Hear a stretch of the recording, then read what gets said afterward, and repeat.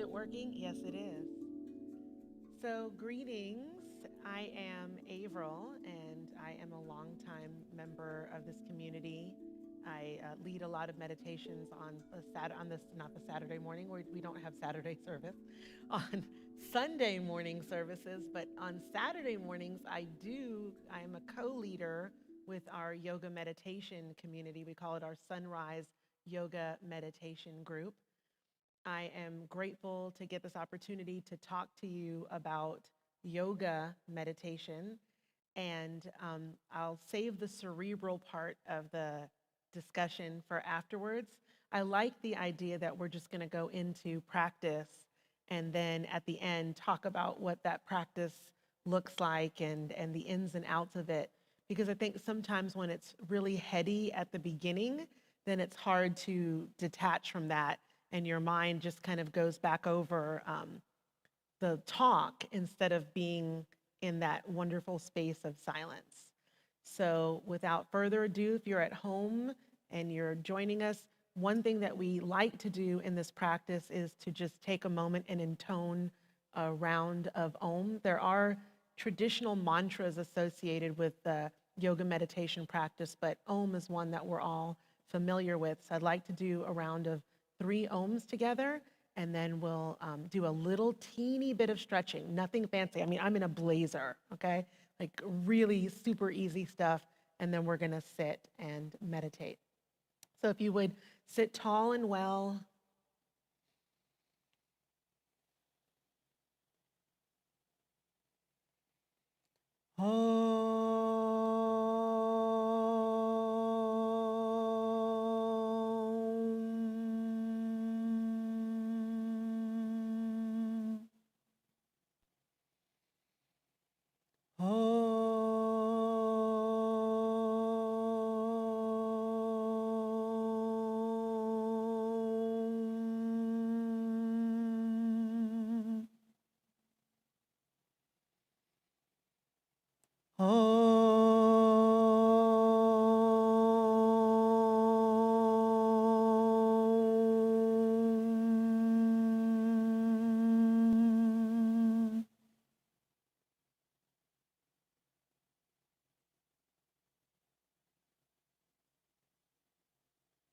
And the intoning of that mantra, Om, is just like we've gone through a doorway now. We've crossed the threshold and we're leaving whatever we were doing before we practiced behind to be fully present for this time.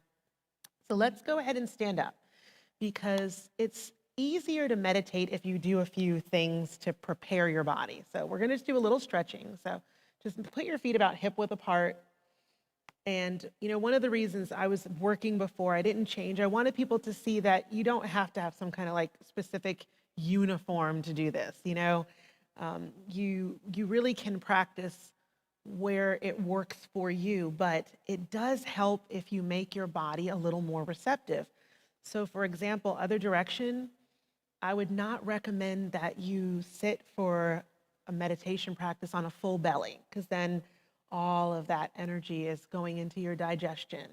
And I wouldn't recommend that you just turn off the television and try to go sit, because then the last thing that's influenced you is going to be whatever you were doing. So by stretching, we're just working out all the kinks and the cobwebs, side bending, just really gently, so that your physical body doesn't become a barrier to your practice. And as you're doing the side bending here, why don't you just start connecting with your breath a little? You can kind of inhale on one side and exhale on the other side. And just maybe it's the first time you're attending to your breath all day long. I often say on Sunday mornings, we take about 20,000 breaths a day. Let's highlight a few. They're so important. They're apical to your existence. And then let's do some torso twisting. You can put your arms up in the goalpost and just turn across your upper abdomen. Notice my hips are staying forward. And it even helps if you kind of bend your knees a little so that you don't move across your sacrum, which can cause some low back issues. So like this is staying straight ahead and I'm turning across my abdomen.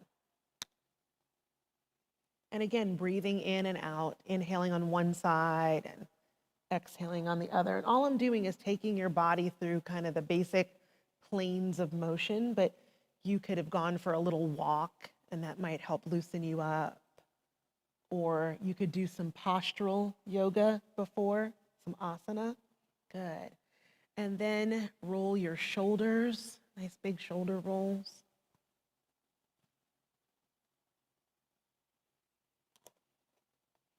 And just still breathing intentionally, inhaling up, exhaling back and down. Inhaling from the front of the circle and exhaling through the back of the circle. And then going the other direction.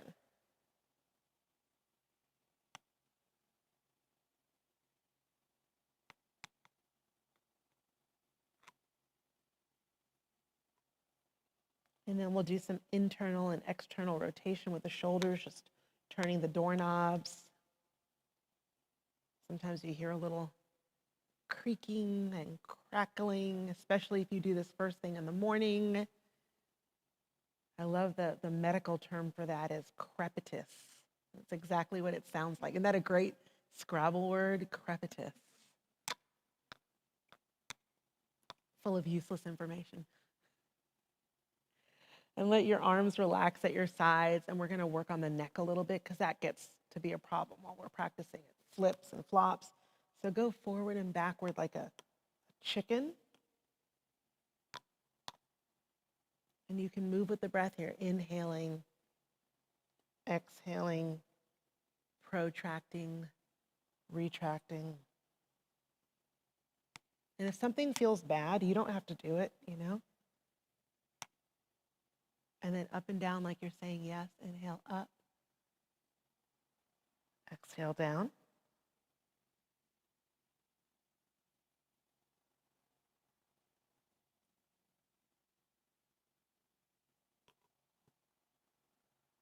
Good. And then like you're saying no. Inhaling. Exhaling. I think that clicking is my earring. Do you guys hear that? I think that is what it is. I'm going to take that off. Yeah, okay. I was like, it sounds like the woodpecker. Remember the woodpecker that comes every spring? It's like wrong time for him. All right. Yeah, that's better. And then lateral flexion, tilting your head side to side.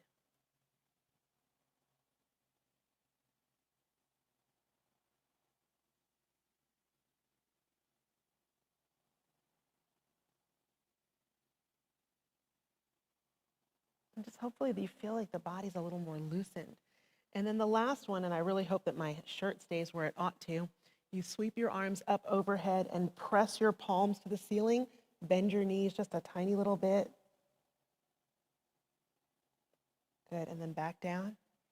And then one more time, and if you want to really tickle your brain, try to reverse the fingers that you had in the front, and then bring the arms through the frontal plane. Good. Breathing. Good. And then release. And then you can have a seat. And I'm going to ask the guys to take the house lights down just a little bit more if we can. Is that possible? Thank you. And can we darken the screens during this time? They have to stay up? Okay. And I want you to sit tall and well. If you notice that where I sit in the chair, I sit kind of far. Oh, that's much nicer. Thank you. I sit far forward, and that's because I really don't want to use the chair like this and slump because it's going to make it where it's harder for me to breathe and impede my digestion. And I also don't want you to fall asleep. And if you're sitting a little more energetically, you stay in a waking state of consciousness, which is where we want to operate in this practice. Then close your eyes if you haven't already done so. And in a moment, you'll hear me strike the bell.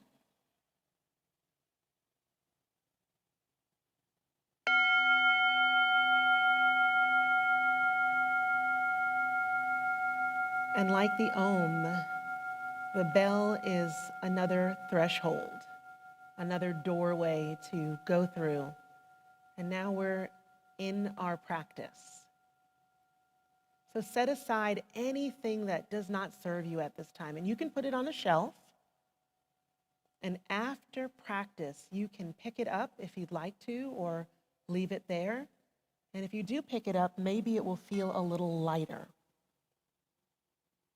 And I want you to bring your attention to the top of your head.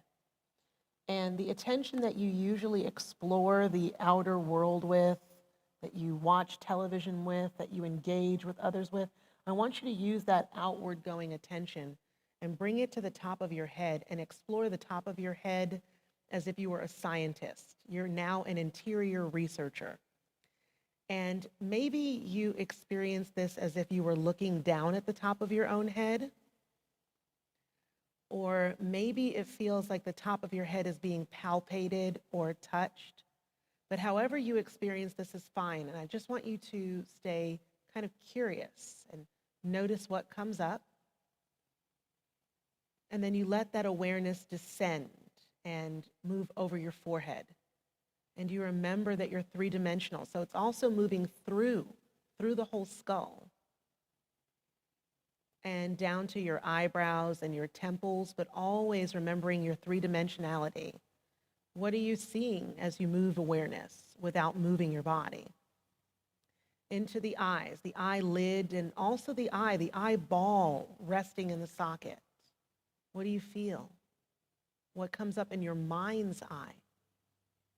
The bridge of your nose, nostrils, your cheekbones and your sinuses deep inside. Explore. Be aware of your outer ears and your inner ears. What sensations do you feel, perceive? Your mouth, the lips, the teeth, the tongue, the palates. Let the awareness move to the chin and the jaw, wrapping to the base of the skull, the circumference of your neck and the throat inside. Notice that as you explore the throat, sometimes there's an inclination to swallow. See if you can remain perfectly still. Then your shoulders, and underneath them, your armpits, your upper arms, circumferentially, elbows,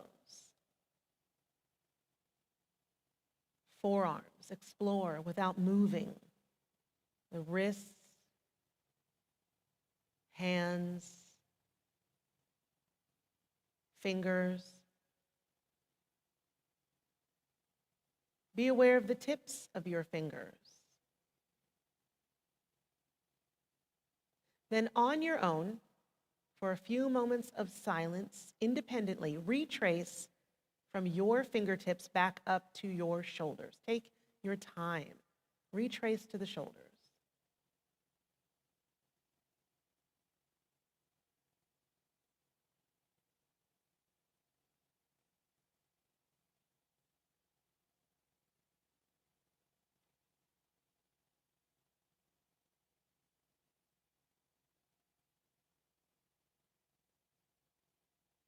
Then when you get to the shoulders, and everybody might be there at a different time, that's okay. But when you get there, explore your whole back. And this is a large area. So I want you to let your awareness move. Don't get stuck in one space. Explore. And again, notice what you see in your mind's eye, what sensations you experience. Move your awareness all over the skin of your back and into the muscles, the posterior ribs,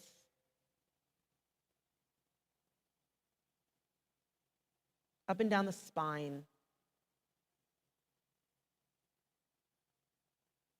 What's coming up for you? Moving into the deep center of your chest, pausing for a moment. Maybe you can feel the beating of your heart in that space.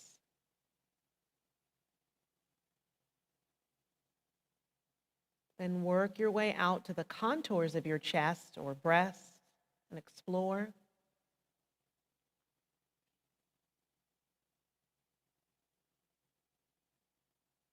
Be aware of your abdomen, your belly, exploring the skin,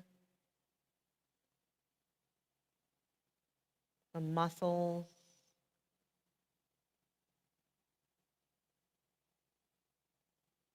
deep into the core.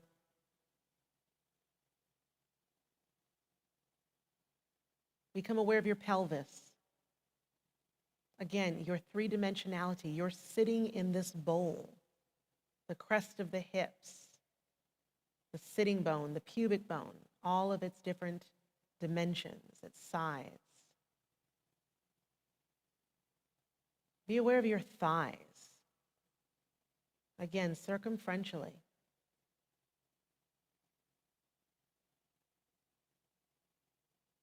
The front and the back of your knees.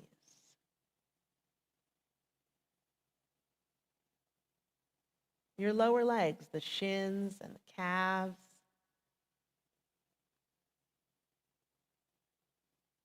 Be aware of your ankles, the outer ankle, the inner ankle, the tops of the feet, the soles of the feet, the toes, the tips of the toes.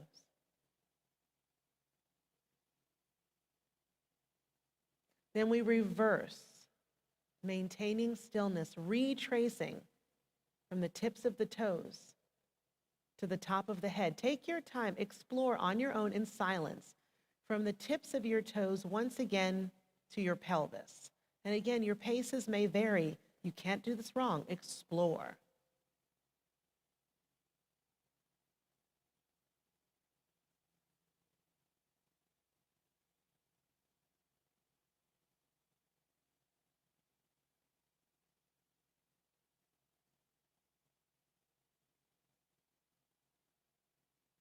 If you find you're getting distracted, say what you're exploring silently, like thigh or pelvis.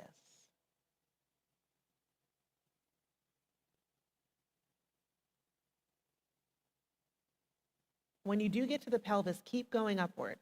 Again, we're reversing the path we descended. So retrace first your abdomen and then your chest, both superficially and deep.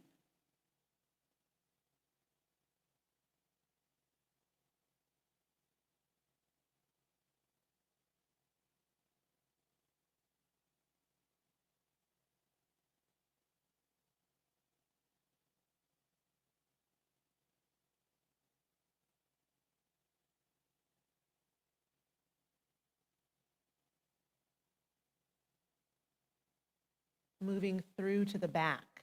And again, maybe you're still on the chest. That's okay. Don't rush. But once you explore the chest, move to the back and explore from the bottom to the top.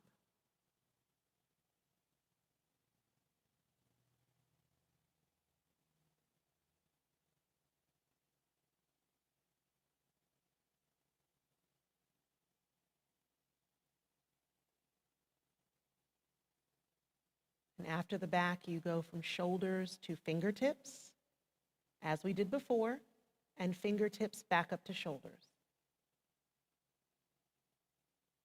You can't do this wrong. If your path meanders, it's all right.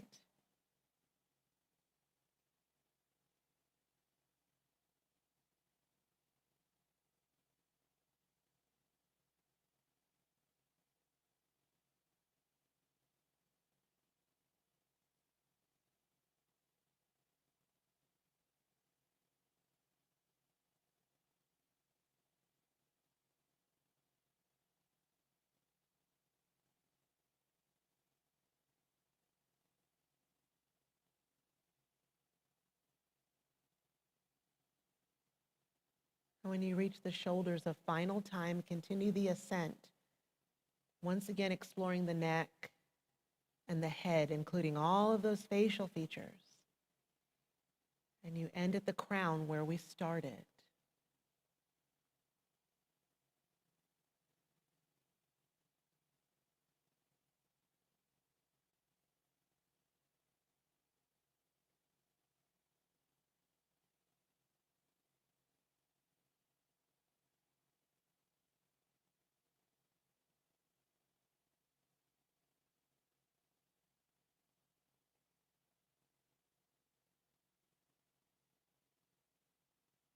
Again, everyone's pace will vary. Savor this. This is your body.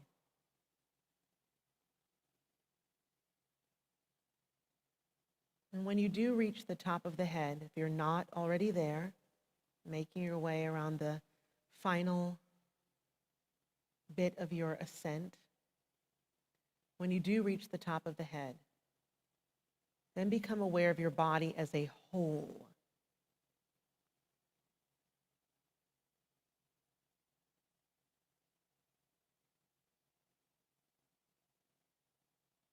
Become aware of the body as a whole.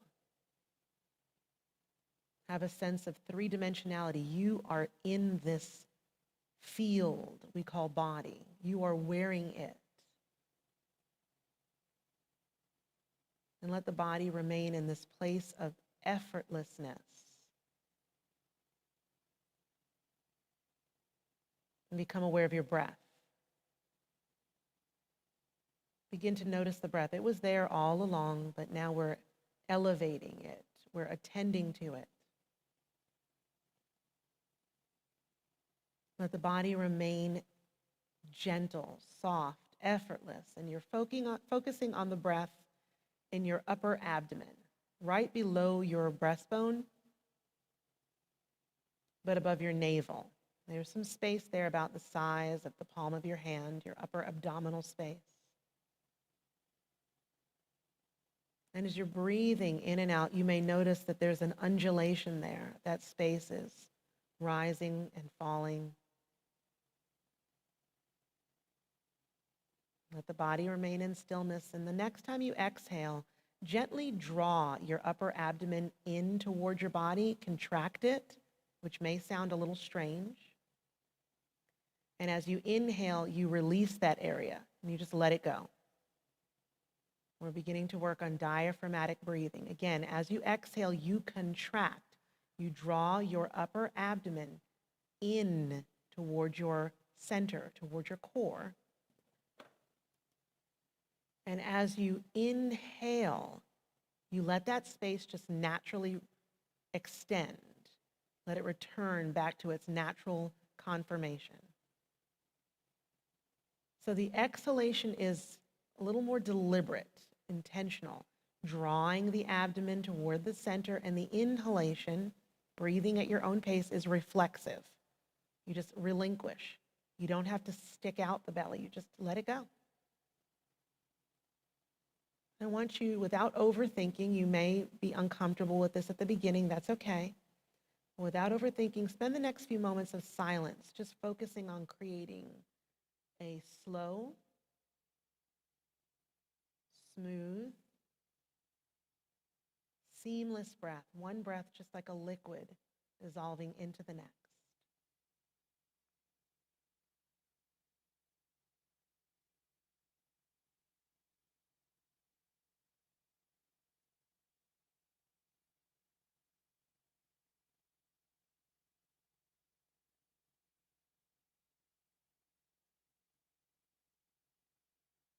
Body is in stillness.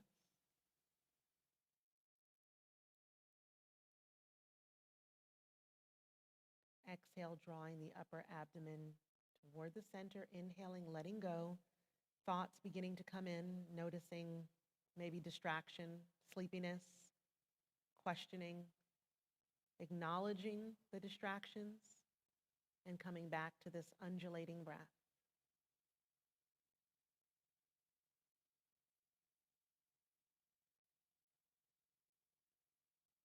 And then the next time you exhale, allow your attention to move from your top of your head, right at the center, down to the base of your spine.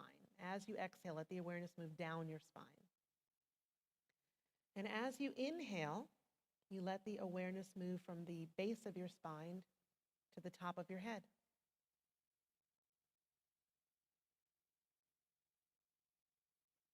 Again, as you exhale, as you breathe out, let your awareness simultaneously move from the top of your head down to the base of your spine.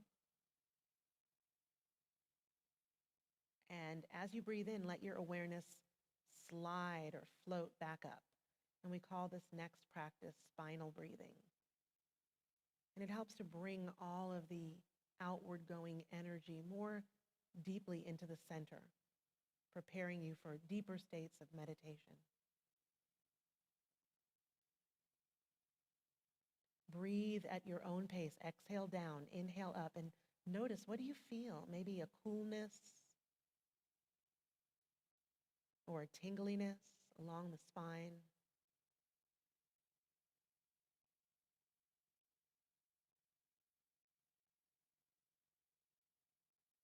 Exhale down, inhale up. What do you see? Maybe you see the breath in your mind's eye like a thin, milky, white stream.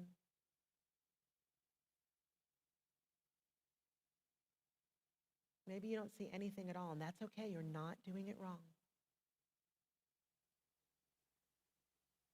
Let's spend a few more moments here with the spinal breath.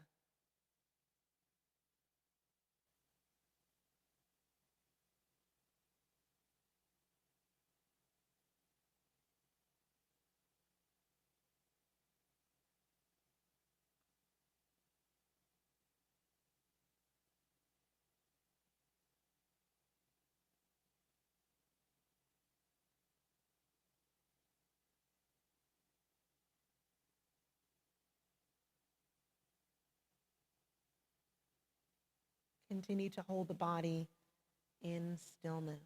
But now, shift the awareness of the breath to the feeling of the air flowing in your nostrils, in your nasal passageways. And it was there all along, but now we're just attending to it. In this tradition, it's said if the breath is flowing evenly in both of the nostrils, the mind is ready for a deeper state of meditation. So I want you to become aware of the feeling of the breath in your left nostril, as if the left nostril were breathing independently. You don't have to do anything with your facial muscles. You don't have to try and close one nostril with your hands. Just bring awareness to the left nostril.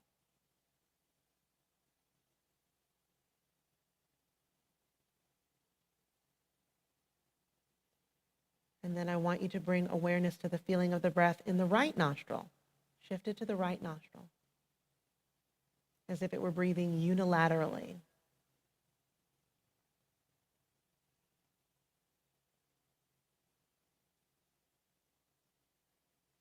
And then once again, bring your attention to the feeling of the breath in the left nostril.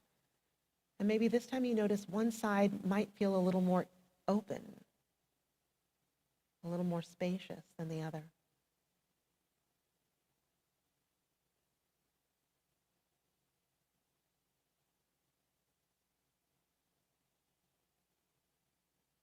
And then return to the right nostril. And if there's any sense of restriction, see if you can just, without moving, just relax deeper into your skull, into your sinuses, into the jaw.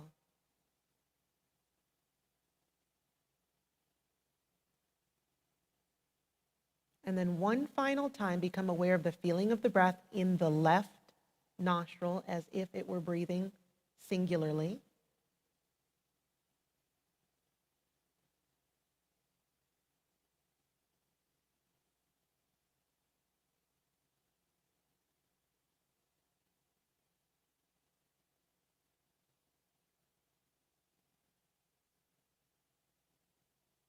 And then pivot to the right nostril. Bring all of your awareness to the right as if it were breathing singularly. Gently holding the body in stillness.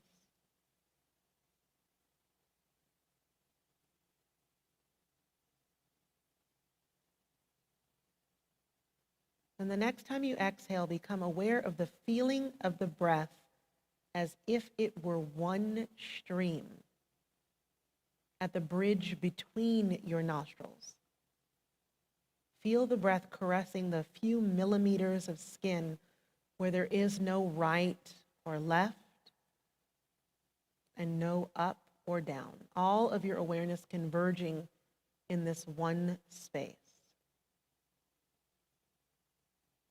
And now, this is the space of meditation.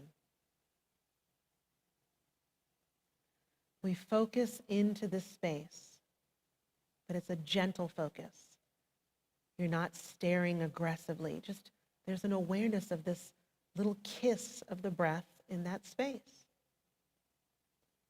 And as you focus into that space with gentle determination, your mind will push and pull and dance, and you notice it. With almost a sense of lightness and humor, you notice it. Maybe the mind is saying, I don't know what she's doing. Just notice that. And return your attention to the feeling of the breath as if it were one stream at the bridge between the nostrils. Or maybe you're feeling sleepy or hungry. Notice those pushes and pulls. And then gently redirect your awareness into that centermost space.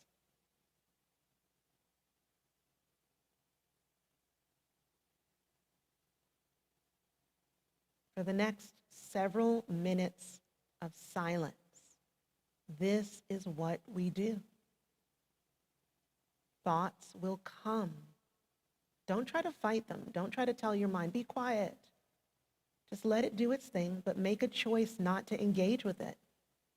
When you become entangled, just let go, like letting go of someone's hand. And refocus on the feeling of the breath as if it were one stream. And the more you remain in the space, the more it will open for you. The more you go into that space.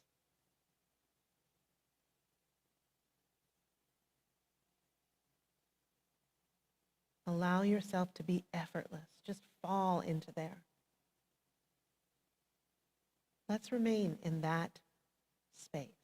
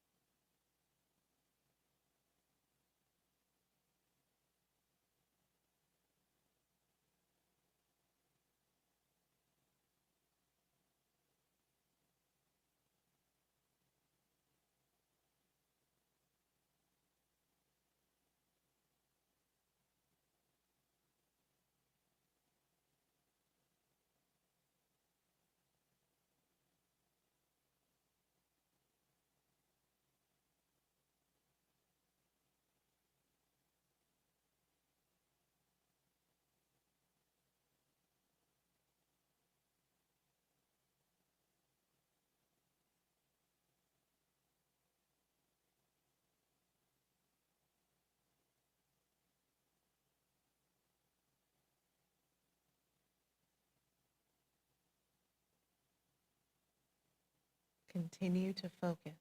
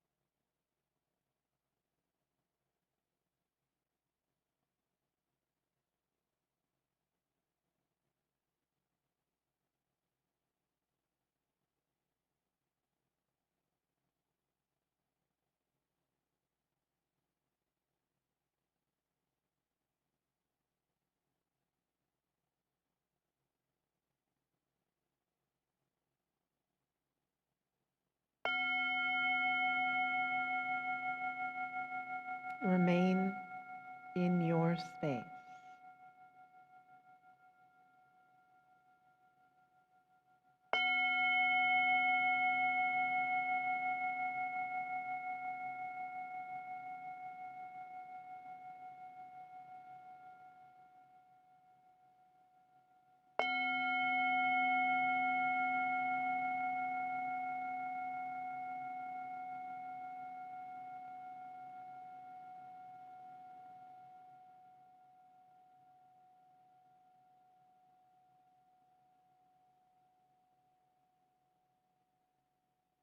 Observe the silence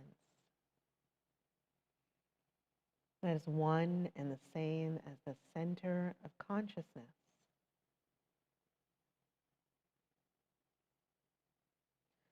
Reflect on the relative quietness of your mind at this time.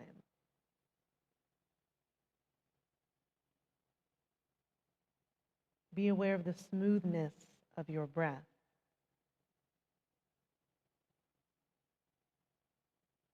Feel the stillness of your body.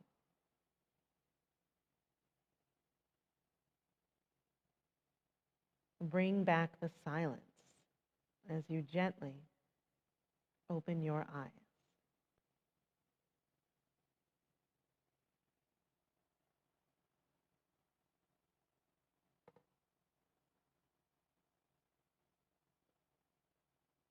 Namaste.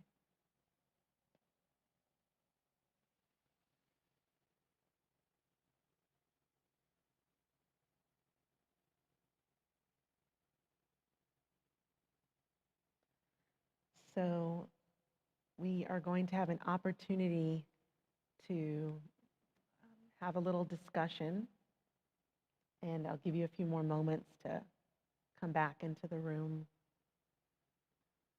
For those of you who are online, I think we usually end the feed at around this time, but per a conversation I had with Richard, because of the way this practice is working, we're going to stay on, and that way you can learn a little bit more about the depth of this and the process instead of having to kind of exit stage left.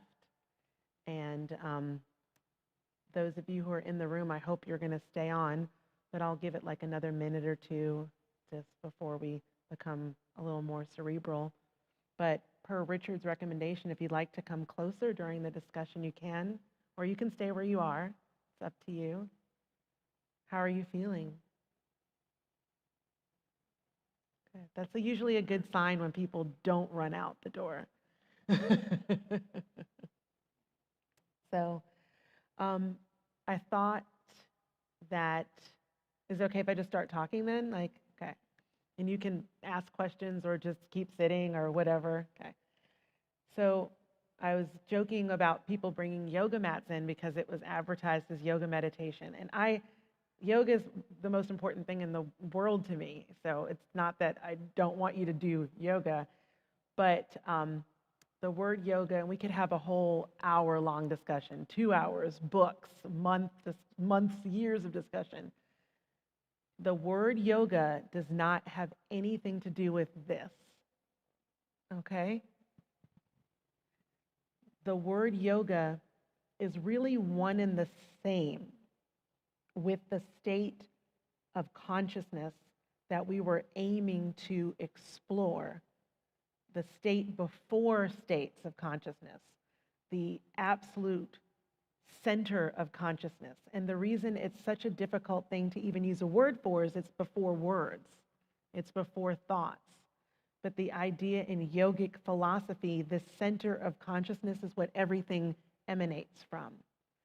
So sometimes, depending on the tradition, it may be anthropomorphized as being a being, like a person, like God, or sometimes we call it Brahman, which just literally is like this amorphous substratum that everything emerges from. And at the level of ourselves, that would be called Atman. Or sometimes it's described as Shiva and Shakti, which would be the male and female energy. One is the static and one is the dynamic emerging outward into the universe. But that word yoga can mean the practices that get you to that place, but it also means that place.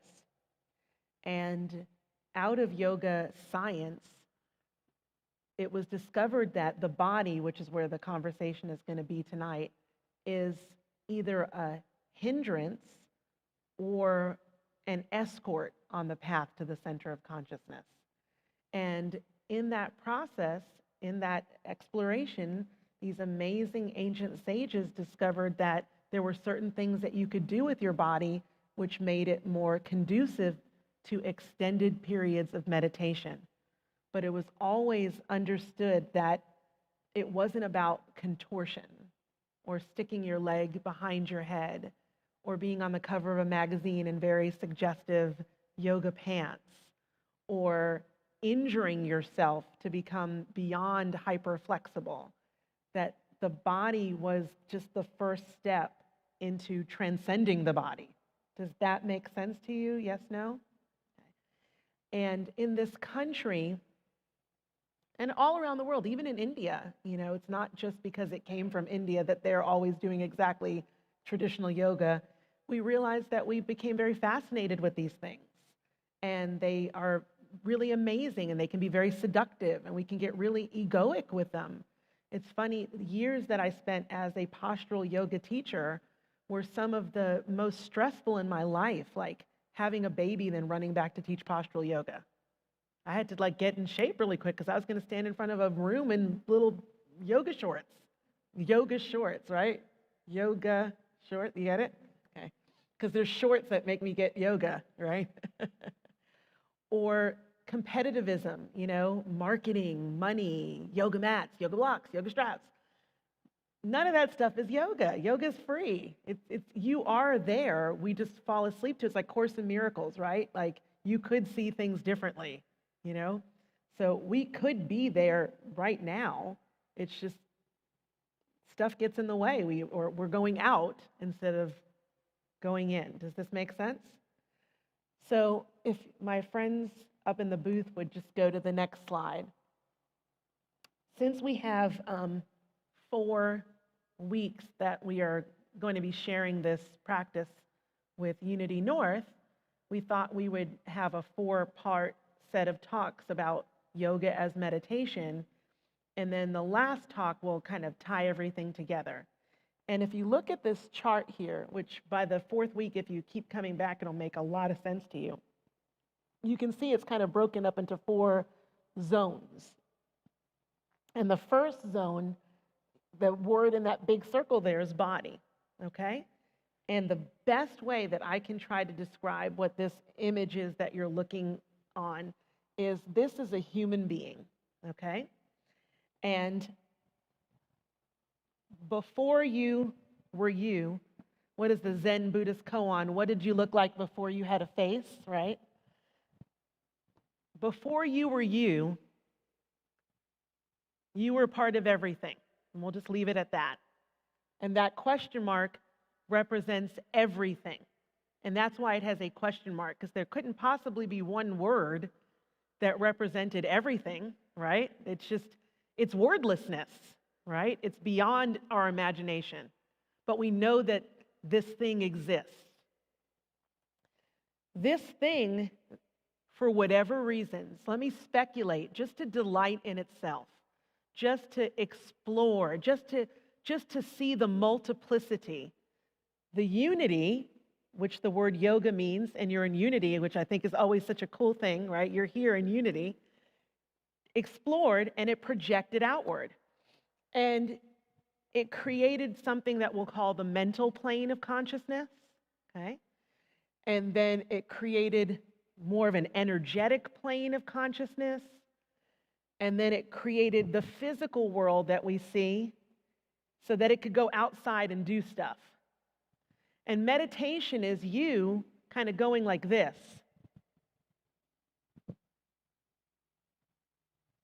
Back to where you came from. Although you never really left that in the first place, just to throw a monkey wrench in it. So if you look at these little arrows on the far side, they go like this because that's what you do in the world. I talk to Erica, and I think Erica is over there, right? I sit in a chair, and I feel like the chair is outside of me. I'm constantly engaging with out there. One of the first things I said to you when we meditate was to take your senses that usually like to go outside and explore them and become an interior researcher. Do you remember me saying that? Yes, no, maybe so? Because I kind of like say that all the time.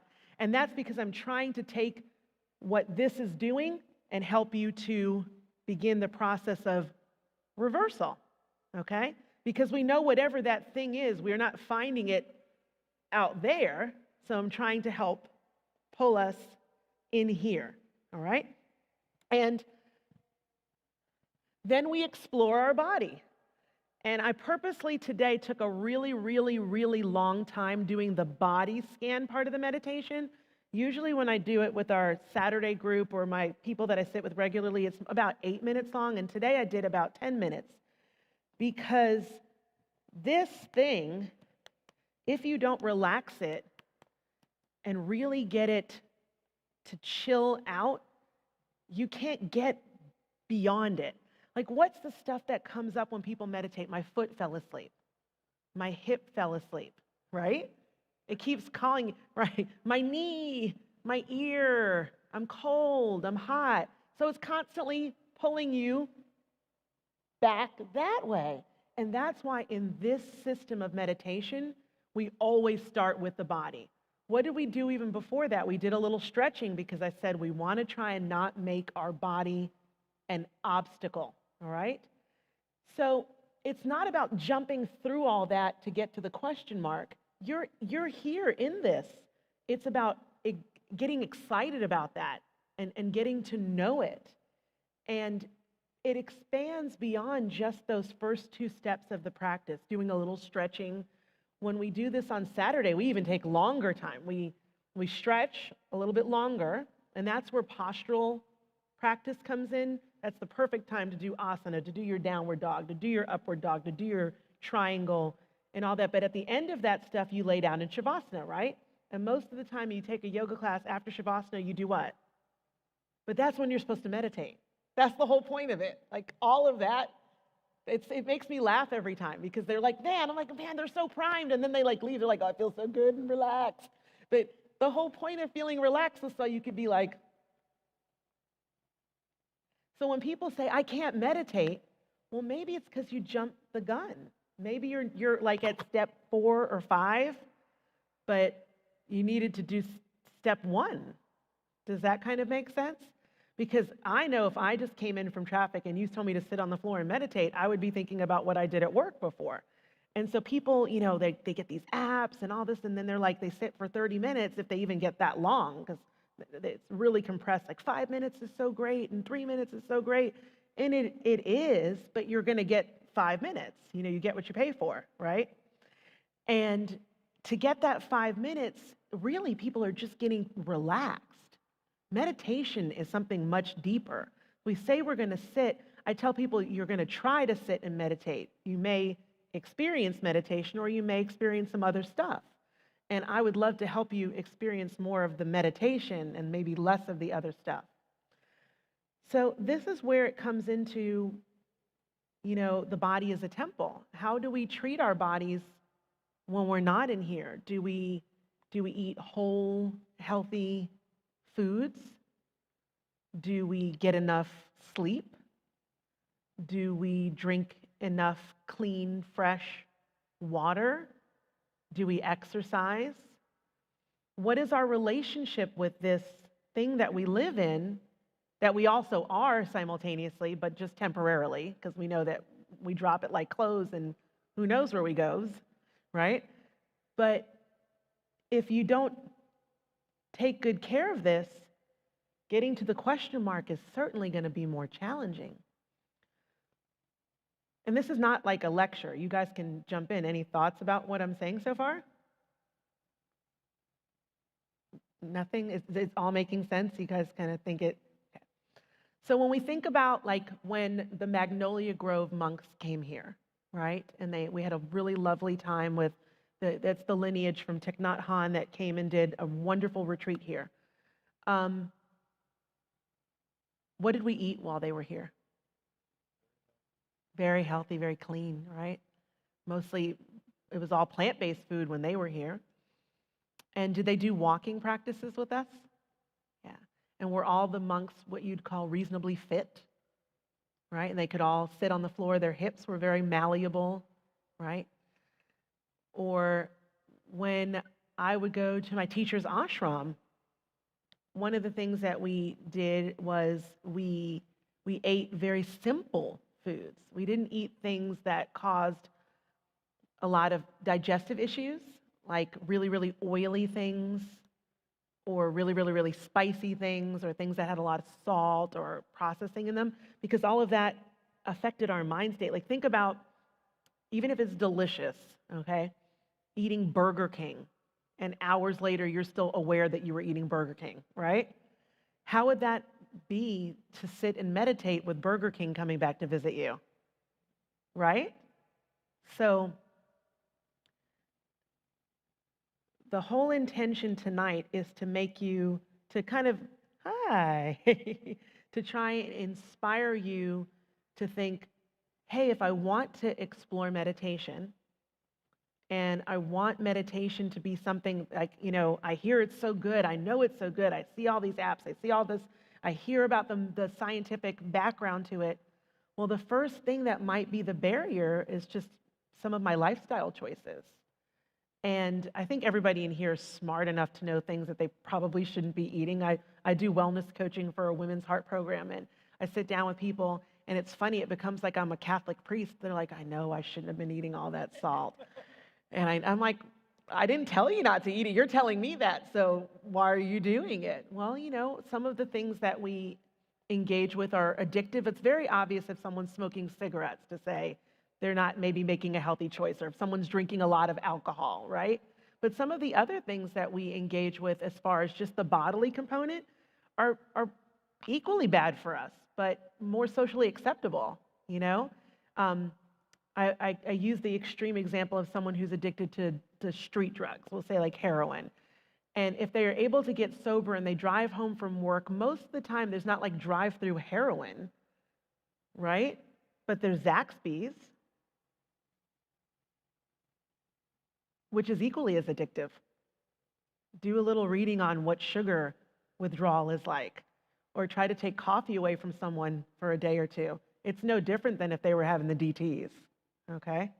Which is what happens after you detox from alcohol, if you're unfamiliar with that term. So as we sit here, there's not really much to say. I think we all know that we probably could use more sleep. And we could probably use more time without LED screens. And we could probably use more time putting our bare feet in grass and touching plants and getting some sunlight, right? These are little things. One of my very good friends who's sitting in the audience is doing Atomic Habits, and she's making a habit of every day, more, like let's say 5 days a week, I may not be saying it correctly, more days than not, trying to get at least 20 minutes of sunshine. I know, right? Like I was like, oh my gosh, that's so radical. I'm taking vitamin D supplements, and I have to give myself, everybody's body is different. Everybody's body has different karma, right? So my karma is such that I've incarnated as a person with dark skin. So it's even harder for me to get vitamin D from the sun because my skin protected me from being burned. So, my ancestors were outside a lot.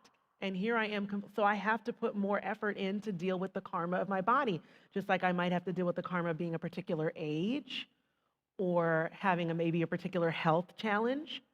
None of these things are bad. It's just, okay, I've got to work with what my body is showing up as. Because if I'm taking care of my body, when I sit on my cushion, it doesn't get in the way, and I can go into the next layer. Because in yoga, we believe that what you are is really more like a Russian nesting doll, okay? And at the very, let's say arbitrarily, at the very center, that's one and the same with that question mark. And then there's a layer which we would say is the layer we call bliss. And it's like when you have those really sweet moments in meditation, and it kind of is a sense that you are not you so much, but you can come in and out of it. That's more like the bliss layer.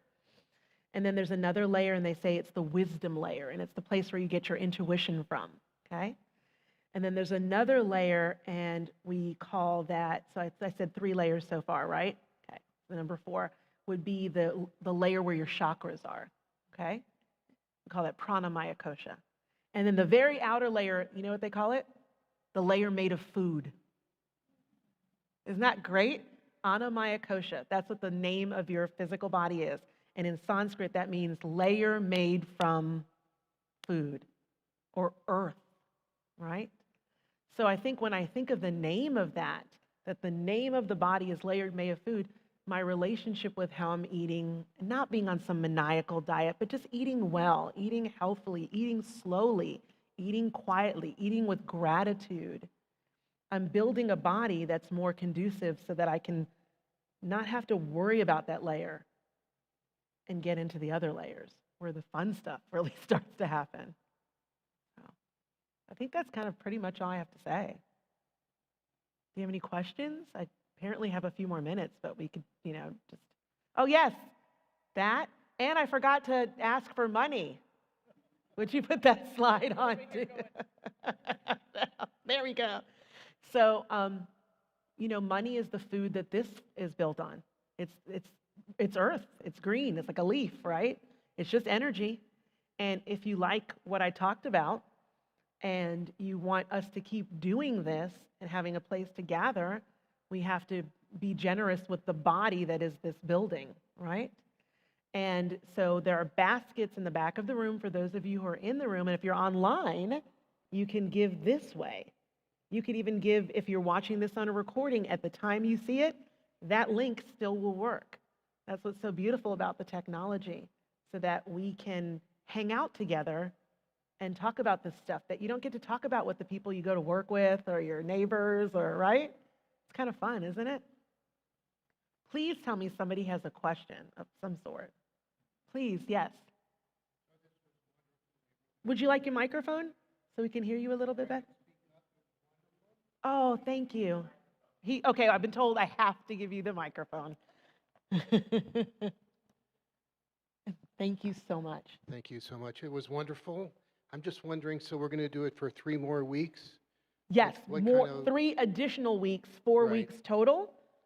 So what are we looking forward to for the next 3 weeks? Oh, thank you. So we are going to do the same meditation practice. I am really boring. This is how I meditate all the time, because there's the idea of the breath of meditation. That means like I'm doing loving kindness meditation, or I'm doing finding myself, my true self, or I'm walking in the cave, or I'm doing the goddess meditation. There's the breath, that's like this, and then there's the depth. Does that make sense?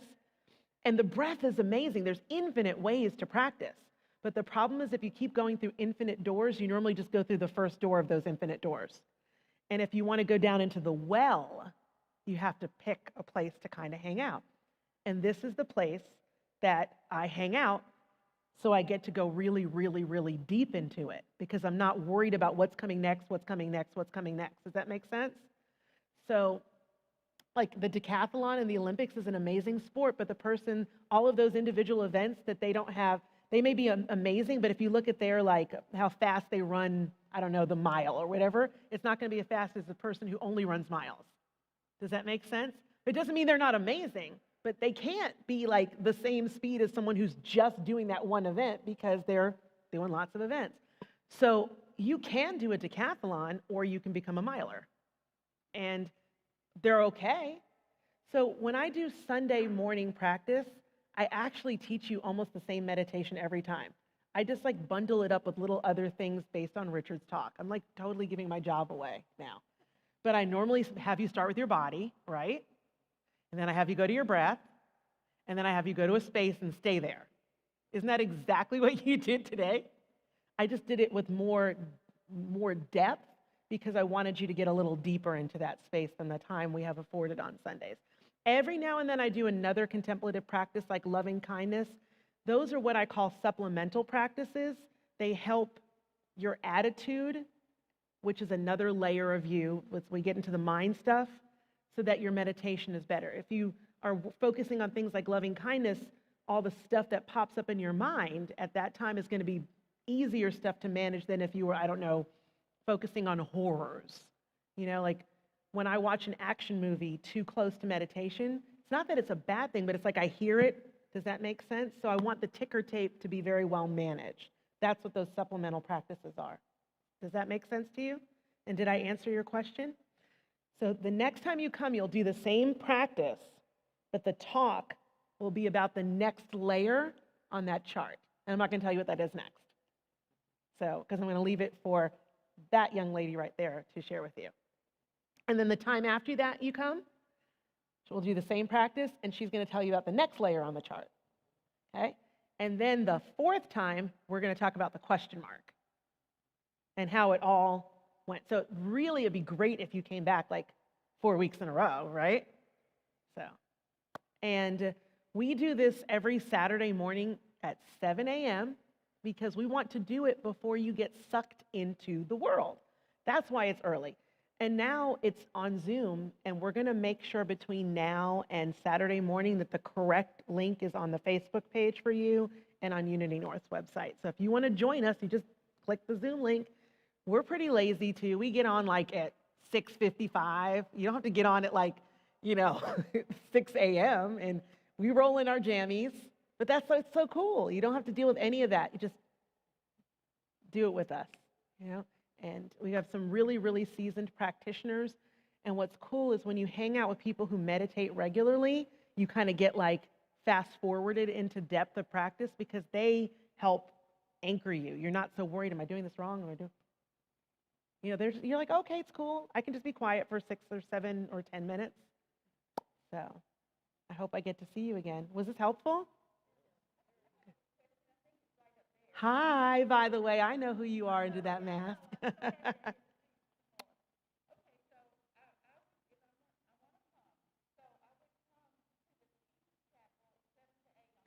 We're not doing live again yet because we've had a challenge where when we did go back to live, maybe I was the only person here because people knew they could do it at home.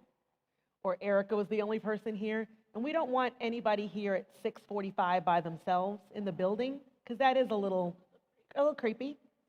So we're just doing on Zoom for now on 7 a.m. on Saturdays. And we will revisit having an in-person. It'll probably have something like a sign-up sheet. So that way, if no one's going to come, we can still have it online. But the person, because we're volunteers who lead this, the person who volunteers to lead it isn't here by themselves because we don't think that's a cool thing for them to be. Does that make sense? So, but we are still here, and we've done this the whole pandemic. So we just want you to know we're here and that we're here to help you have a depth of practice. And my last tip is, and maybe I'll save that for the sustainability talk, is if you want to do this on your own, first of all, if you want to shoot me an email, and I can give you a recording of what I just did. Would you like that? Okay. So if you want to write my email down, I have a recording so you can practice. I probably should have made a slide for that. Maybe we'll make it for next week. So my email is Avril, A-V-R-I-L, like April with a V, James, J-A-M-E-S, like St. James, Hurt, H-U-R-T, like if I poke you, it will hurt, at gmail.com. And if you send me an email, I'll just send you a Dropbox link, and I have the 30-minute practice that I recorded many years ago. And you can just listen to it, so you can do it. And it's the same exact thing you did with a couple of extra details for advancing in practice. And I recommend that if you get on this endeavor with us, you try to pick a time. That also helps. In the world, our brain works like on rhythms. So like I meditate between 6 and 6:15 in the morning. And so now at 6 and 6:15 in the morning, I happened to see you on there like the other day. I think you were on around 6:30 because we can see each other on the Insight Timer app. I'm on Insight Timer also. If you have that app, you can look for my name on there and that recording's on there. Now my brain is like, get out of bed. It's time to meditate. Does that make sense? So we work with our bodies. I got a rhythm. That's part of the body. Instead of being, now at like 3 in the afternoon, it wouldn't work as well for me. But at 6, like, get down in that cave and meditate. So, all right. I can say it as many times as you need. A, V like in Victor, R-I-L, James like St. James, Hurt, H-U-R-T, all one word, at gmail.com. And I am sorry that email is so long. And I don't even have that last name anymore. That's a whole other conversation. But if you get rid of your email, nobody can find you, right? So it will follow me. And it was even crazier when I was younger because it was like Bhaktini Yogini at AOL.com. Remember when nobody had their name? So this is better than that one. So you can also email me at avril.james@piedmont.org. That might be a little easier as well. I check both of them all the time. So, namaste. Thank you for coming. This was really lovely. Absolutely lovely.